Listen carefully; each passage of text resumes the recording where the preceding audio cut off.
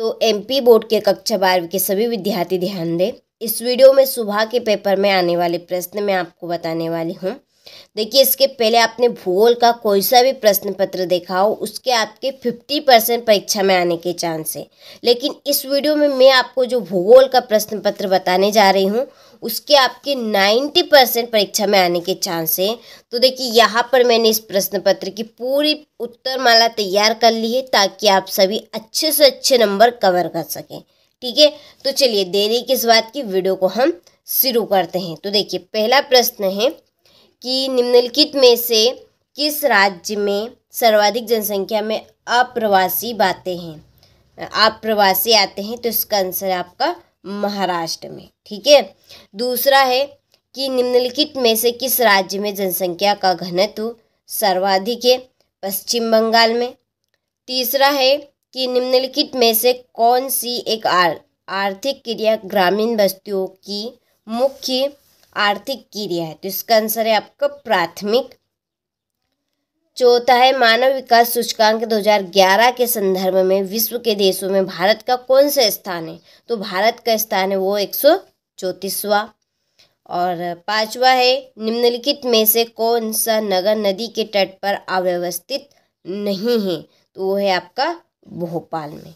ठीक है, चलिए, तो ये आपके इस तरह से सही विकल्प हुए। अगले प्रश्न की ओर बढ़ते हैं। तो देखिए, अगले प्रश्न में है रिक्त स्थान की पूर्ति कीजिए। पहला, कथित देशों में जीवन प्रत्याशा खालिस्तान है, कैसी है, अधिक। दूसरा है सामाजिक और आर्थिक विकास का सूचक खालिस्तान है, मानव विकास।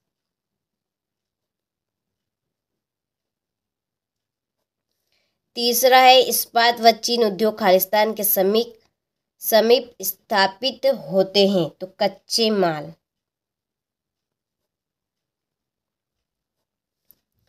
वर्ष 2011 की जनगणना के अनुसार सर्वाधिक नगरीकृत जनसंख्या खालिस्तान किस राज्य में पाई जाती है। तो ये आपकी महाराष्ट्र। ठीक है, मध्य प्रदेश का पंचवटी खालिस्तान नगर है, पर्यटन।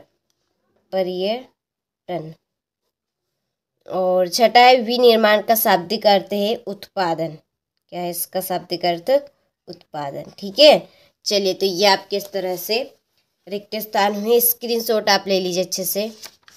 इसके बाद में हमारा अगला क्वेश्चन, सही जोड़ियाँ मिलाइए। पहली जोड़ी आपकी सहकारी कृषि। तो जो सहकारी कृषि है वो है आपकी स्थायी जीवन का आधार। ठीक है, स्थायी जीवन का आधार है। दूसरा पंपास की जोड़ी आपकी अर्जेंटीना। तीसरी मानव विकास सूचकांक में प्रथम नॉर्वे है। विश्व में सबसे बड़ा जूट उत्पादक यह आपका भारत में है। विश्व का सबसे बड़ा चाय निर्यात वो है आपका चीन में। ठीक है, चलिए, तो यहाँ से आप स्क्रीनशॉट ले लीजिए अच्छे से। हो गया, अगले प्रश्न की ओर बढ़े।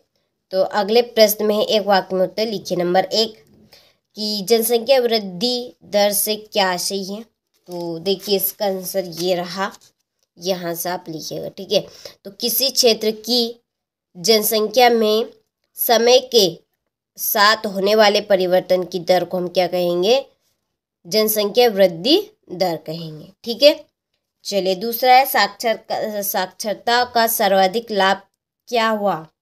तो इसका आंसर है आपका, देखिए इसका आंसर आप यहाँ से कंप्लीट कीजिएगा। ये व्यक्तियों के सशक्तिकरण, बेहतर स्वास्थ्य परिणामों, आर्थिक विकास में वृद्धि और सामाजिक समानता में विकास। ठीक है, चलिए, हो गया। तीसरा है जनसंख्या की दृष्टि से विश्व में भारत का कौन सा स्थान है। तो भारत का है दूसरा स्थान। कौन सा, दूसरा। चौथा है कायिक घनत्व क्या है। तो कायिक घनत्व है आपका कुल कृषि योग्य भूमि पर प्रति व्यक्ति जनसंख्या के भार से। ठीक है, पांचवा है भारतीय डायस्पोरा के अनुसार भारत की कितनी जनसंख्या ने अन्य देशों में उत्प्रवास किया है। तो बड़ी संख्या में। ठीक है, यहाँ पर बड़ी संख्या में। संख्या यहाँ पे निश्चित नहीं है। क्यों नहीं है? क्योंकि ये आपकी बदलती रहती है, इसलिए बड़ी संख्या में हम यहाँ पे इसका आंसर लिखेंगे। अगला है जनसंख्या परिवर्तन के 3 प्रमुख घटक कौन से हैं? तो पहला घटक है आपका जन्म दर, दूसरा घटक है मृत्यु दर और तीसरा घटक है प्रवास, जिसमें आपका उत्प्रवास भी है। ठीक है, चलिए तो यहाँ से आप स्क्रीनशॉट ले लीजिए। अगले प्रश्न में है सत्य सत्य। पहला, मृत्यु दर अधिक होने से औसत जीवन प्रत्याशा घट जाती है। बिल्कुल सत्य है, यानी कि जनसंख्या हमारी घटती जाती है। चलवासी पशुचारण एक प्राचीन निर्वाह व्यवसाय रहा है, यह आपका सत्य। नैनीताल एक पर्यटन नगर है, ये भी आपका सत्य। ग्रामीण बस्तियां के लोग प्राथमिक कार्य करते हैं, असत्य। भारत में पिछले वर्षों में कृषि भूमि का प्रतिशत बढ़ा, बिल्कुल सत्य। डॉक्टर हक के अनुसार विकास लोगों के ये आपका है विकल्पों में वृद्धि करता है, तो ये आपका सत्य है। ठीक है, चलिए तो ये आपके इस तरह से सत्य सत्य कंप्लीट हुए। चलिए इसके बाद में ये आपका छठा प्रश्न है, भूगोल की 2 प्रमुख शाखाओं के नाम लिखिए। तो चलिए यहाँ से हम क्वेश्चन नंबर 6 से देखते हैं। यह मैंने यहाँ पर देखिए 6 से 20 तक के प्रश्नों के उत्तर तैयार है ये आपकी।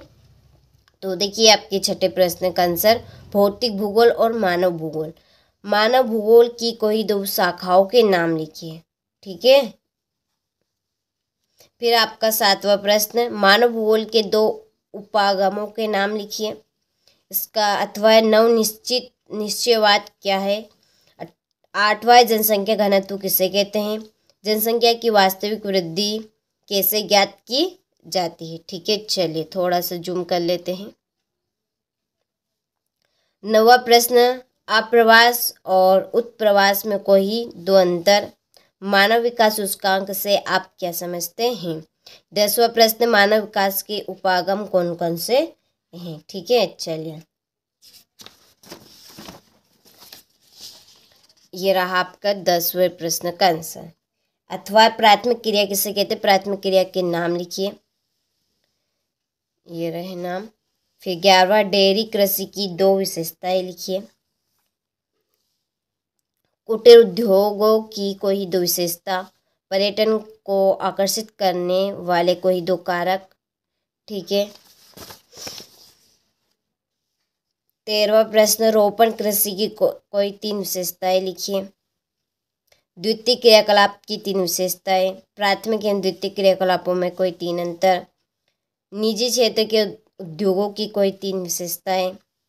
ठीक है, ये देखिए आपको अच्छे से सारे प्रश्नों को कंप्लीट करके जाना है, ताकि आप सभी अच्छे से अच्छे नंबर स्कोर कर सके। ठीक है, अगला क्वेश्चन ये, फिर ये आपका 16वां प्रश्न हो गया।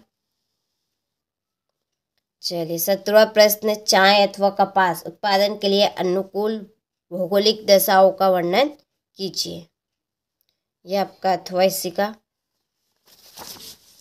चलिए इधर है इसका आंसर। फिर 18वां, शुष्क कृषि तथा आर्द्र कृषि में कोई 4 अंतर। यह आपका अथवा। फिर 19वां प्रश्न, चाय अथवा कपास उत्पादन के अनुकूल भौगोलिक दशाओं का वर्णन कीजिए। और 20वें प्रश्न में देखिए आपको मानचित्र दिया जाएगा, उसमें आपको इन नामों को दर्शाना है। ठीक है, चलिए तो ये आपका क्वेश्चन पेपर हो चुका है। तो आपको परीक्षा हाल में जाने से पहले अच्छे से इस क्वेश्चन पेपर को कंप्लीट करके जाना है, ताकि आप सभी अच्छे से अच्छे नंबर स्कोर कर सके। ठीक है, चलिए तो मिलते हैं आपसे अगले वीडियो में।